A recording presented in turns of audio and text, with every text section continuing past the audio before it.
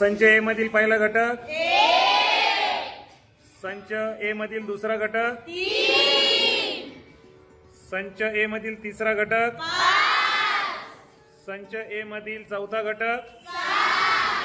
Okay, आता संच बी मधील पहिला घटक, संच बी मधील दुसरा घटक, संच बी मधील तिसरा घटक आणि संच बी मधील चौथा घटक.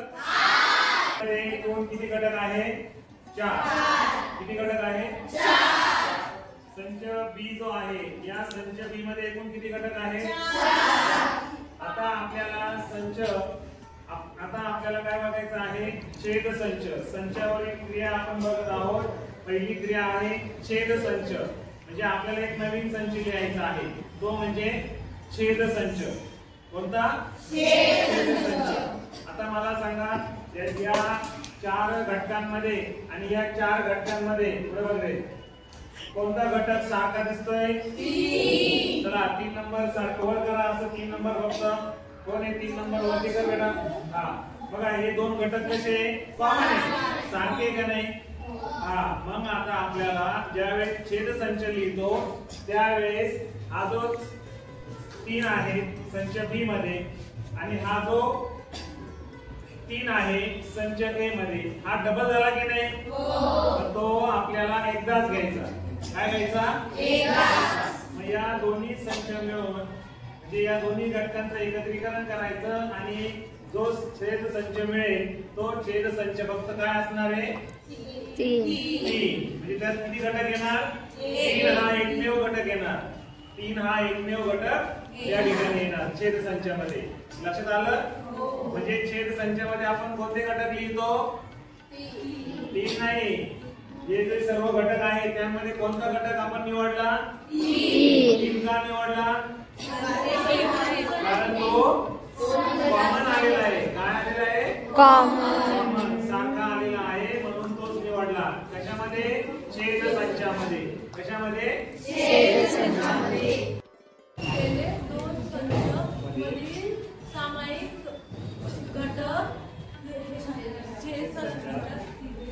ओके, इथे सांगितलं आपल्याला दिलेल्या 2 संचांमधील 2 संच आहेत, संच ए आणि संच बी.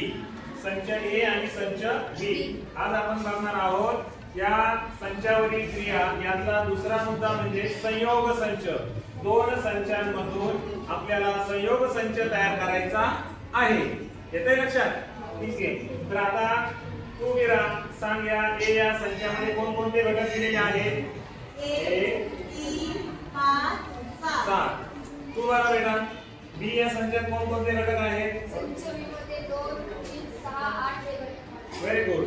बघा, दोघांनीही चांगलं उत्तर दिलेलं आहे. संच बी मधील घटक आणि संच ए मधील घटक सांगितलेले आहेत. संच ए आणि बी या दोन्ही संचांमध्ये कोणता घटक सामायिक दिसतो तुम्हाला? हा उभा राहा, सांग कोणता घटक? 3 हा घटक सामायिक दिसतोय.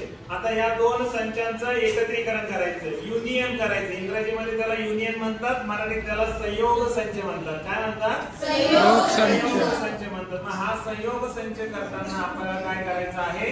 जो सामायिक घटक आहे, आता यांनी सांगितलं सामायिक घटक कोणता? 3. हा 3 एकदाच घ्यायचा. काय घ्यायचा? एकदाच घ्यायचा आणि नवीन संच तयार होतो, तो म्हणजे संयोग संच. ए संयोग बी. येते लक्षात? ठीक आहे. मग आता या ए संयोग बी या संचामध्ये कोणकोणते घटक असणार आहे? तर 1, 3, 5, 7, 2, 6, 8. हे जे सर्व दिसत आहेत आपल्याला 4 आणि हे 3 एकूण 7 घटक असणार आहे. मग बी या संचातला कोणता घटक ड्रॉप झाला? का ड्रॉप झाला?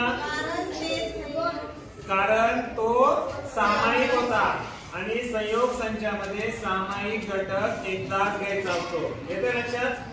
येते लक्षात? ओके.